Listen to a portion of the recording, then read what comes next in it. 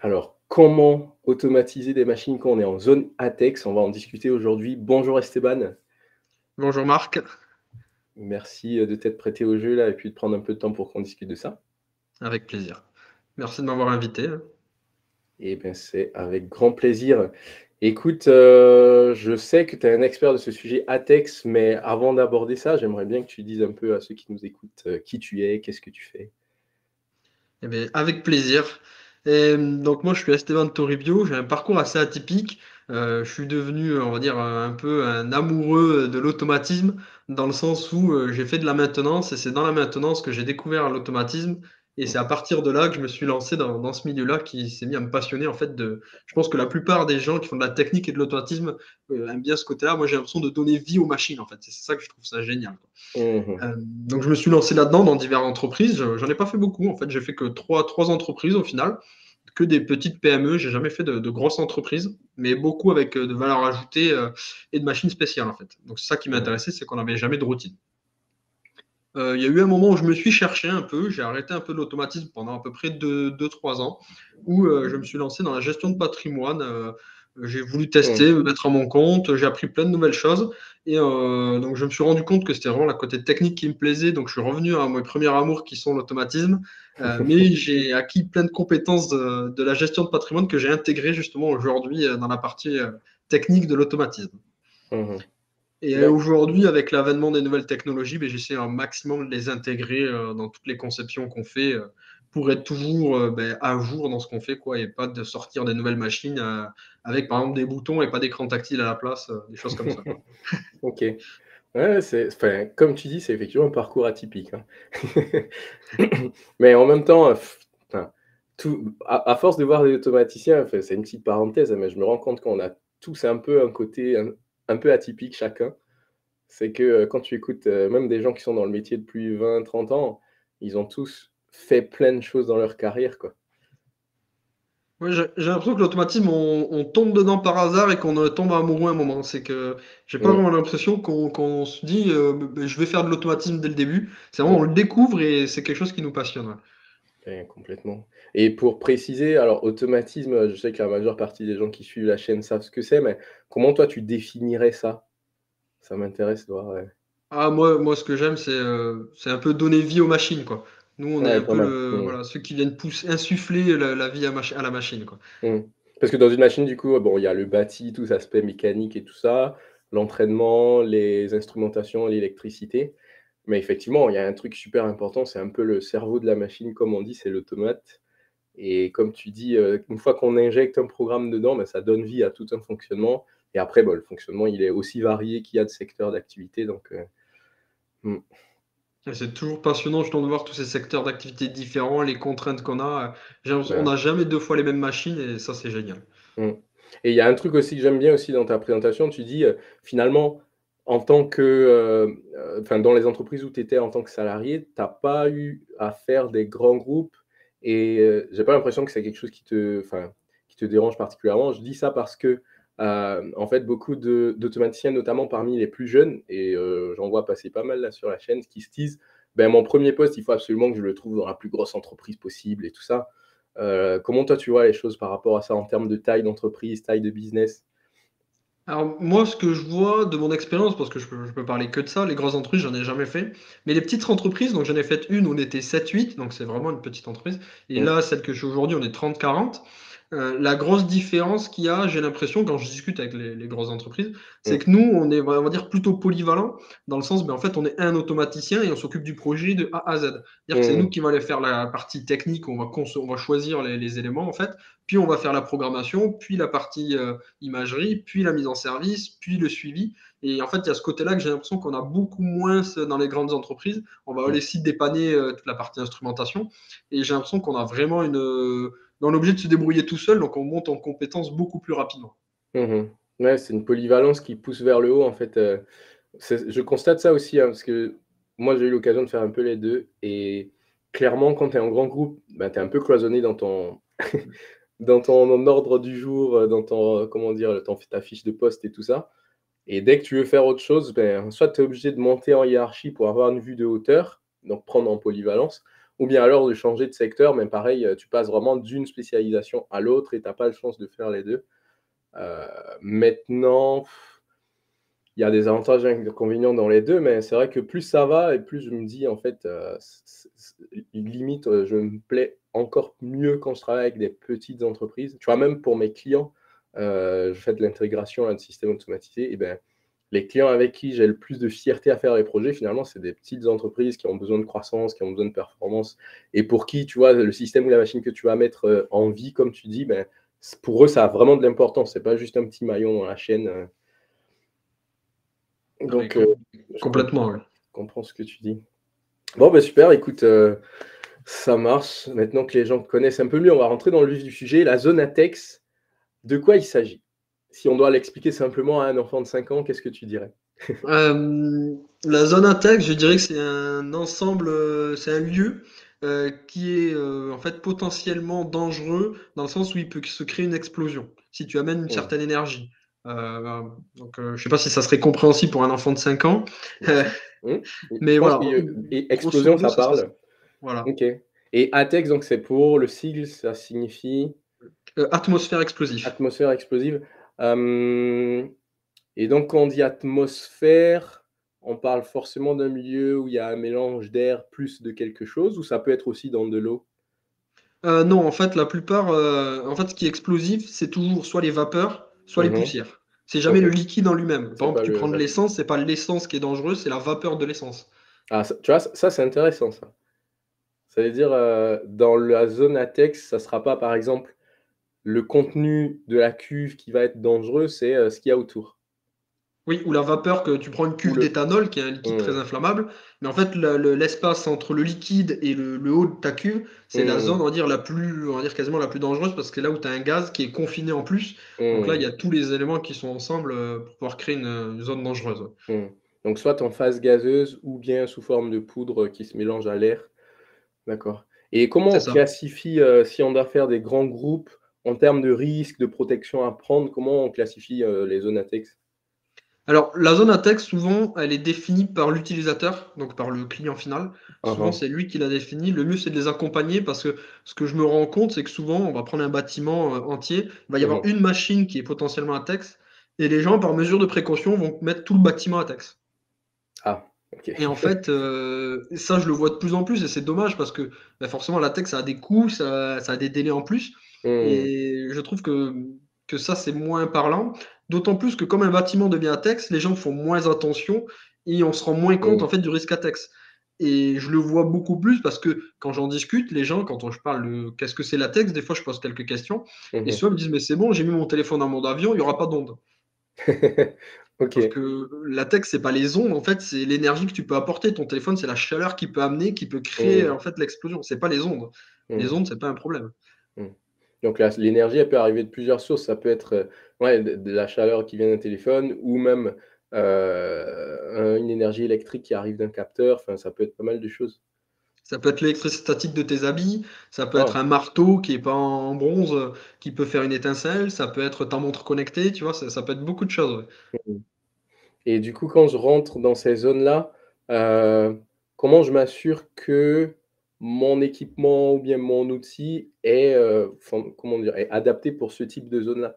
Est-ce qu'il y a des catégories de protection? Par exemple, je prends le cas de l'électricité, tu vois? Avec les habilitations, B0, B1, H0V et cetera. Est-ce qu'il y a ce même genre de classification-là ou pas? Oui, il y a une formation, enfin, il y en a 2 formations, notamment des niveaux 1 et 2 de latex. Mmh mh. Mais grosso modo, ce qu'il faut retenir, c'est que, bah, tout ce qui est latex, il y a un petit logo EX dessus.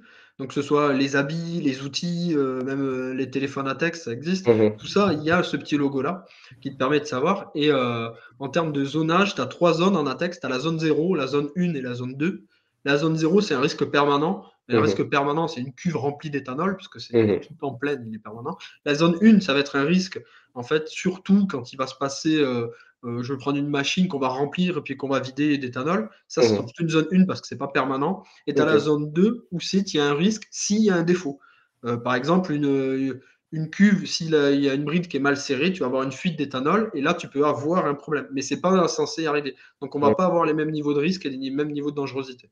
Mmh. OK. Ouais, il y a une notion aussi de est-ce que le risque est permanent ou pas? Ça, c'est intéressant. C'est-à-dire, ça te permet de, beh, encore une fois, hein, de vraiment filtrer au cas par cas, pas considérer toute une zone ou bien toute une période de temps. Si ça concerne que quelques mois ou quelques années, ben, normalement après cette période-là, bah, tu n'es plus en zone ATEX, quoi. Mais bon. Alors généralement, une zone intact reste ATEX pour la durée. J'ai encore jamais rencontré de zone intact qui n'était que pendant Qui une s période. On OK. peut déclasser la zone le temps des travaux quand ils nettoient toutes les lignes pour faire des grosses interventions, mais Mmh. généralement la zone, s'il peut y avoir du liquide, on reste en D'accord, zone d'accord, ATEX. d'accord. Ouais, c'est intéressant. Mais justement, tu as commencé à évoquer quelques exemples. Est-ce que tu as un cas, je sais pas, de projet que tu peux évoquer là pour un peu matérialiser la chose, que ce soit dans les industries, chimie, pharma, enfin? Alors nous là où je travaille aujourd'hui, donc je pourrais pas citer mes clients, Mmh. mais dans les projets qu'on a en fait, 95 à 99 du temps sont en ATEX. Parce qu'on travaille dans le milieu pharma et dans la pharma, ils utilisent beaucoup d'éthanol Oui. pour les produits, pour, justement la partie sanitaire. Donc on est tout le temps dans ce milieu-là, on a toujours ce mélange-là Mmh. et moi je trouve ça assez intéressant parce qu'on a toujours ce petit challenge en plus de par exemple, on doit choisir un capteur, mais en plus il faut qu'il soit ATEX, mais en plus il y a plusieurs niveaux de protection et il y Mmh. a tous ces petits côtés-là en plus que moi qui me passionnent bien dans ce milieu-là.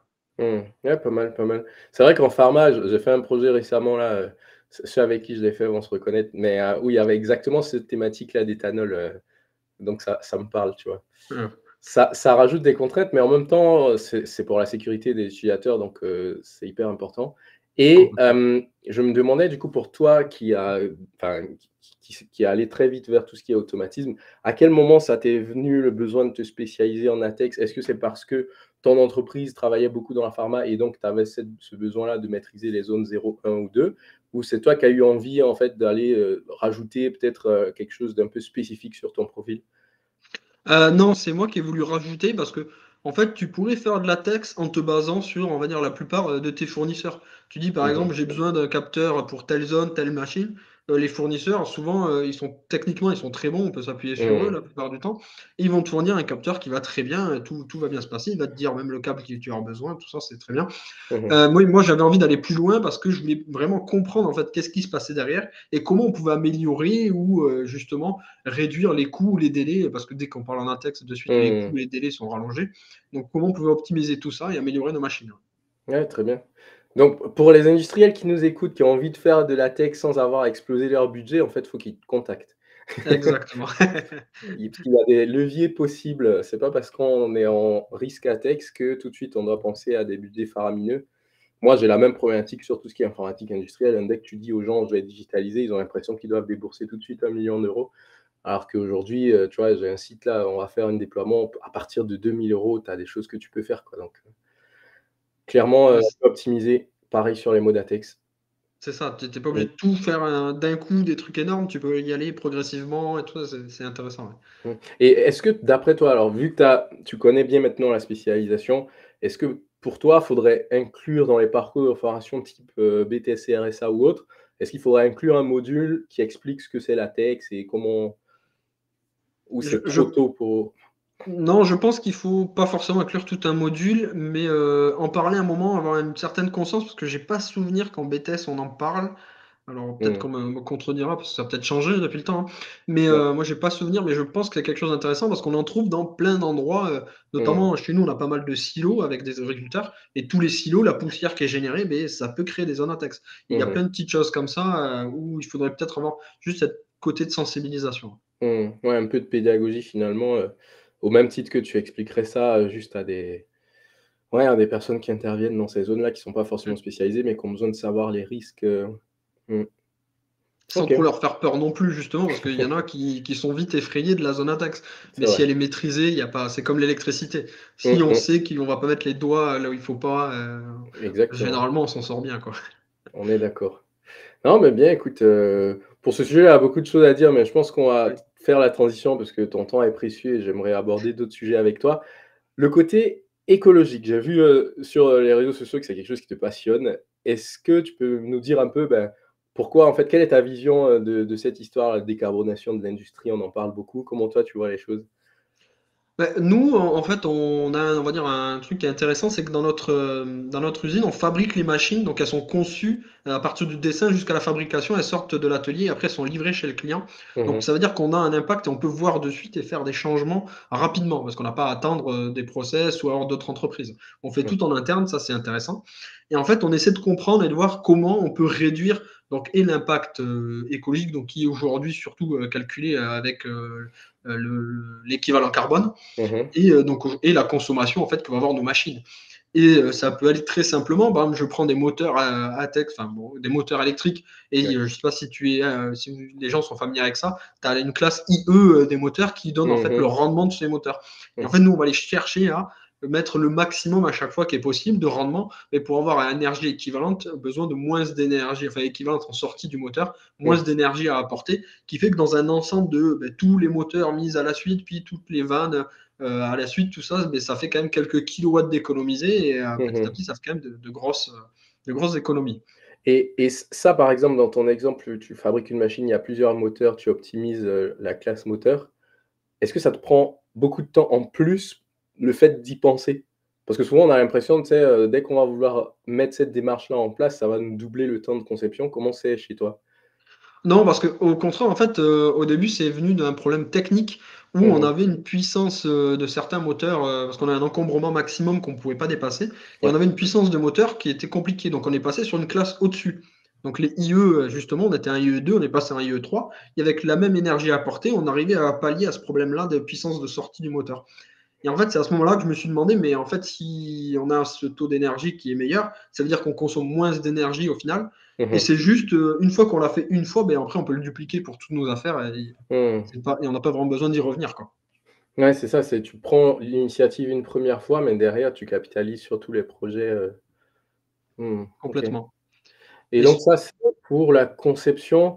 Heu, Tu as d'autres exemples peut-être dans cette veine-là? ouais, je vais avoir des exemples en fait qui sont moins sur la partie, on va dire, technique pure, mais Mmh. je vais te donner un exemple. On utilisait, une marque de modem, Ouais. qui était pas forcément française, pour faire de la téléassistance ou de la télémaintenance de nos machines et en fait, on a essayé de trouver s'il y avait des fabricants qui faisaient ça en local, qui utilisaient justement des serveurs français pour aussi, éviter d'avoir des serveurs qui se trouvent on ne sait où et on a aussi Mmh. changé ça. Donc on essaie aussi d'avoir cette côté-là de travailler aussi qu'avec des locaux, tu vois, d'avoir le Mmh. maximum, enfin plutôt le minimum d'empreinte carbone sur aussi tout ce qui est les déplacements, tout ce qui est Mmh. d'où on achète le matériel et tout ça. Mmh. Ouais, c'est super intéressant ça. Je me souviens d'une boîte, j'ai oublié le nom, mais qui faisait des robots agricoles. Et ils sont basés à Toulouse. Si je me souviens, je me mettrai peut-être en description là de la vidéo. Et ils avaient mené cette démarche-là de calculer leur empreinte carbone, tu vois? En calculant, comme tu dis, les déplacements, le matériel, où est-ce qu'on l'achète, comment on se fournit en moteur, et cetera. Et je crois ils ont été surpris de voir que même eux qui font des efforts et tout ça, ils ont quand même un impact non négligeable. Et je crois que l'un de leurs premiers, enfin, le 1er levier dans les actions, de priorisation, c'était ça, c'était les serveurs. Ah bah, Parce que vu que vu que c'est une boîte de robotique, ils utilisent pas mal d'informatique et visiblement, c'était ça le plus gros, quoi. Donc je pense que c'est ce que tu dis là, ça peut donner des idées à des entreprises comme quoi, c'est une démarche, enfin, écologique, même environnementale, qui peut être pas mal. Déjà pour les économies d'énergie, mais aussi pour l'impact tout simplement sur la planète. ouais, Heu, c'est ça, hein, c'est ça et comme nous, on conçoit nos machines dans une partie productique, donc une mmh partie fabrication et on a aussi fait, quelque chose qui on a installé des panneaux solaires sur le toit des bâtiments. Ce OK. qui fait que pendant les périodes de juin, donc c'est la les meilleures périodes, on arrive à être autonome à 60 à 80 de l'énergie qu'on a besoin. Ah Donc bien. ça nous change tout, ça nous fait vraiment baisser aussi cet impact, grandement, quoi. Mmh. Non, mais c'est tout à votre honneur, du coup, c'est EFCI l'entreprise, on est C'est d'accord? ça, pour OK. Equipment for Chemical Industry. Chemical Industry. Ben, on mettra le lien vers l'entreprise, comme ça les gens pourront aller voir. Et je pense que ouais, pour les industries ou bien les intégrateurs qui ont envie d'adopter un peu la même voie que vous, ben, ils pourront te contacter. À mon avis, il y a des idées intéressantes à prendre. Avec plaisir. Super. Alors, dernier sujet, après je te laisse tranquille, c'est tout ce qui est gestion de patrimoine. Tu en as parlé dans ton introduction et je trouve ça génial qu'il y ait des gens de la technique qui s'intéressent à ce sujet-là. On en avait parlé sur la chaîne, parce que j'avais invité Rija Rakoto Mmh. Arizoa, que tu connais, qui fait aussi de la gestion de patrimoine en parallèle de son activité industrielle. Donc, pareil, je lui avais posé la même question que je te pose maintenant. C'est quoi les convictions qui t'ont poussé à vouloir mieux gérer ton patrimoine et éventuellement aider les autres à mieux gérer le leur aussi? Bah, il est tout simple, en fait, il est que je me suis rendu compte qu'à l'école, on nous apprenait un métier pour gagner de l'argent, mais à aucun moment on nous a appris comment gérer, cet argent, quoi. Et je trouve ça fou, Oui, quoi, aujourd'hui. mmh, c'est Et vrai. donc c'est ça qui m'a poussé, à développer ce côté-là et à m'y lancer à fond pour comprendre vraiment, qu'est-ce qui se passait derrière, Mmh. qu'est-ce qu'il y avait besoin, quoi mettre Mais en place. je vais me faire l'avocat du diable. Est-ce qu'il y a vraiment besoin d'une formation pour apprendre à gérer son argent? Alors pour apprendre à gérer ton argent, je vais te dire que non, tu en as pas vraiment besoin. Par contre, pour que quelqu'un puisse te proposer des produits ou des solutions, là oui, il faut que tu aies quelqu'un qui soit formé pour qu'il puisse t'expliquer les risques, de chaque produit, quoi. C'est surtout ça, Mmh. on va dire. On parle par exemple de tout ce qui est produits immobiliers, investissement, finance et tout ça? Ça peut être n'importe quel produit. OK. Mmh. Ouais, c'est bien d'avoir comment dire? Le regard d'un expert parce qu'avec toutes les options auxquelles on a affaire maintenant, on s'y perd un peu entre les assurances, assurance vie, retraite et tout ça. Hem et du coup, alors tu t'es intéressé à ça certes, mais comment tu as réussi à trouver le temps pour approfondir? Parce que tu as les 2 domaines à gérer en parallèle. Est-ce qu'il faut forcément comment dire? Se libérer à 100 se mettre en freelance ou on peut le faire en parallèle de son boulot? Alors, moi, ce que j'ai fait, j'ai profité du covid, en fait, parce que le week-end, on pouvait plus Ah faire oui. grand-chose et donc c'est là que j'ai passé toutes mes formations, mes habilitations pour pouvoir exercer ce métier. J'ai Mmh. commencé en double activité, mais j'avais du mal à faire la bascule entre les 2, tu vois? OK. La partie vraiment automatisme technique et la partie financière technique, j'avais un peu Mmh du mh. mal. Donc j'ai mis en pause pendant 1 an et demi, 2 ans, l'automatisme pour, me lancer et voir, en fait, si ça me plaisait tout ce qu'il y avait autour, quoi. Donc D'accord. c'est vraiment ce que je fais et après, je pense que c'est difficile, c'est peut-être pas impossible, mais en tout cas pour moi, c'était difficile d'avoir 2 métiers qui étaient complètement différents à ce point-là, en fait. Mmh mh, mmh. Bah, c'est clair, c'est clair. À un moment donné, c'est vrai qu'il faut enfin, pour pas faire les choses à moitié, il faut vraiment y aller à fond. Mmh. Hem, donc je pense que tu as bien fait. Maintenant, je me pose une question, c'est, alors tu as les 2 spécialisations, on va dire industrie, automatisme et puis, gestion de patrimoine. Tu as dit au début qu'il y avait des compétences communes entre les 2. Tu Oui. verrais quoi par exemple que tu peux mutualiser des 2 côtés? En fait, c'est la partie, on va dire, vision à long terme, parce que dans Mmh mh. la partie patrimoine, tu peux pas te dire: «Beh, je sais pas, je vais doubler un capital en 1 an», c'est pas possible. Tu vois? C'est donc Ouais. on va avoir des justement ces visions à long terme, cette partie où il va falloir comprendre en fait, le client, ses besoins pour savoir où est-ce qu'il veut aller chercher plus loin, tu vois? Il va te dire juste: «Beh, j'ai besoin de 1 000 € de plus à la retraite», voilà. Mmh mh. Bon OK, mais après il faut aller chercher pourquoi tu as besoin de ces 1 000 €? Qu'est-ce que tu veux faire? Qu'est-ce que tu as pensé à tu vois? Et en fait, c'est transverse avec, la partie technique et industrie, parce que souvent on a des clients qui vont nous dire: «Bah, j'ai besoin, je sais pas moi, de telle marque d'automate avec tel processeur». Ça peut arriver que le client impose ça. Mais Mmh OK. mh. Et pourquoi? Est-ce que tu en as vraiment besoin? On va utiliser 10 de ses capacités. Pourquoi acheter un truc, des fois qui est pas Mmh mh. forcément utile? Et donc c'est pour ça, c'est là où je pense que les 2 côtés sont assez, on va dire transverses. Pareil pour la Mmh mh. partie technique où, dans la gestion, financière, la gestion du patrimoine, on va parler beaucoup de technique, de chiffres, des choses comme ça. Et forcément en industrie, en automatisme, les chiffres et la technique, toutes ces choses-là, c'est des choses qu'on utilise quand même beaucoup. C'est vrai que la partie ça se rapproche beaucoup de l'analyse fonctionnelle, en fait, quand on parle. C'est, tu prends l'état des lieux, tu fais, la projection, à long terme et puis, tu définis, en fait, qu'est-ce qu'il te faut comme solution. C'est, heu, c'est Ah vrai que mais c'est complémentaire, ouais. Mmh. complètement, j'avais jamais fait le lien avec l'analyse fonctionnelle, mais oui, mais tu as carrément raison, ouais. Et ça veut dire alors tes clients concrètement, ça veut dire c'est des particuliers comme toi et moi qui ont envie d'optimiser un peu leurs finances, c'est ça? Ça peut être des particuliers, ça peut être des professionnels, il y avait pas vraiment de il y OK. avait pas je pouvais choisir n'importe lesquels. Ouais, bien, bien. Et donc aujourd'hui, tu continues de le faire en parallèle de ton métier d'automaticien Non, j'ai ou arrêté de le faire justement en parallèle. d'accord. Donc Ouais, ça j'ai arrêté parce demande que ouais, ça me demandait trop de temps et je me suis rendu compte que sur la partie relationnelle, j'étais plus assez présent sur la gestion de mmh, patrimoine et je pense que pour bien faire le métier, il faut être présent et donc j'ai préféré donner à ceux qui m'ont formé et ceux que j'ai formés parce oui, qu'eux, justement, ils étaient vraiment là-dedans à fond et qu'ils étaient très présents. Donc j'ai mmh, préféré le donner à des gens, voilà, tout en ayant des fois un regard technique, en les aidant sur certains points parce que, mmh, voilà, il y en a qui seront plus relationnels et d'autres plus techniques. Moi, j'étais forcément plus technique et mmh donc mh. des fois, je leur donne un petit coup de main, sur la C'est partie ça. technique.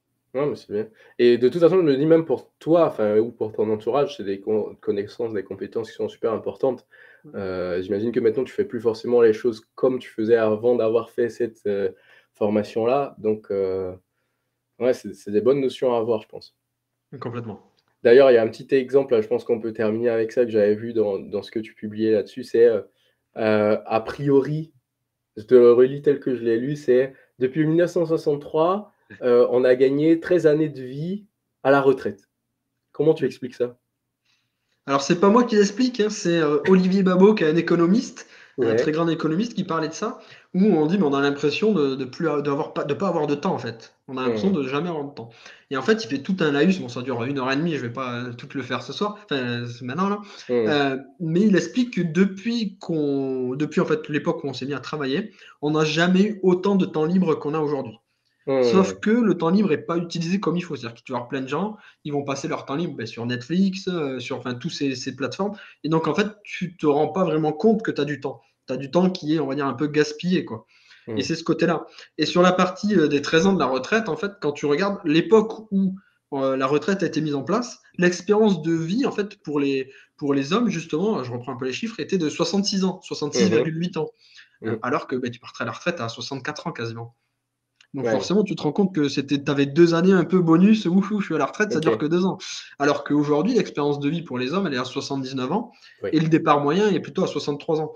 Donc tu vois, on a quand même ce gain de temps alors qu'on cotise tous pareil. C'est là où je dis qu'il faut faire attention dans le temps parce Mmh. qu'il peut se passer quelque chose, parce qu'on n'a pas beaucoup plus de gens qui cotisent, voire on en a même moins. Mais par contre, Mmh. le temps à la retraite devient de plus en plus long et il va D'accord. falloir payer ces gens-là, quoi. Ah beh, C'est pas infini. ça, c'est un gros sujet, mais effectivement, Exactement. ça montre que le temps, que ce soit maintenant ou bien à la retraite, il va falloir commencer à y réfléchir sérieusement sur comment on le valorise, comment on l'utilise, est-ce qu'on est satisfait de ce qu'on fait de notre temps tous les jours? On peut plus faire les choses au hasard parce que c'est en gros, on a de chances de pouvoir vivre longtemps, mais il faut pouvoir aussi, ben, vivre de la meilleure des manières, on va dire. Complètement, c'est Mmh. ça. OK, Et OK. alors des fois, ça peut être bizarre d'y penser quand tu as 25 ans ou 30 ans, hein, mais malheureusement, plus tu y penses tôt, on va dire, moins ça te coûte cher. Exact. Donc Mmh. parce qu'il y a un effet exponentiel avec le temps, qui est intéressant, quoi. On est d'accord. Non, mais bien, écoute, c'est des sujets passionnants. Je pense qu'on va quand même s'arrêter là, vu que voilà, le temps est compté, mais c'est déjà hyper précieux là, d'avoir pris le temps pour un peu bah, mieux te connaître et voir ce sujet-là des zones ATEX, de l'impact écologique et puis de la gestion du patrimoine. Est-ce que tu aurais peut-être un mot de la fin là, avant qu'on clôture? Bah, non, mais comme on a dit, choisissez, comment vous utilisez votre temps. Là, on a choisi d'échanger tous les 2. Ça a été très bénéfique pour moi, en tout cas, donc faites les choix qui vous ressemblent. Super, super, mais excellent. Je pense que c'est un bon mot pour conclure. Merci Esteban, Avec et plaisir, merci puis à on toi. se dit à très bientôt.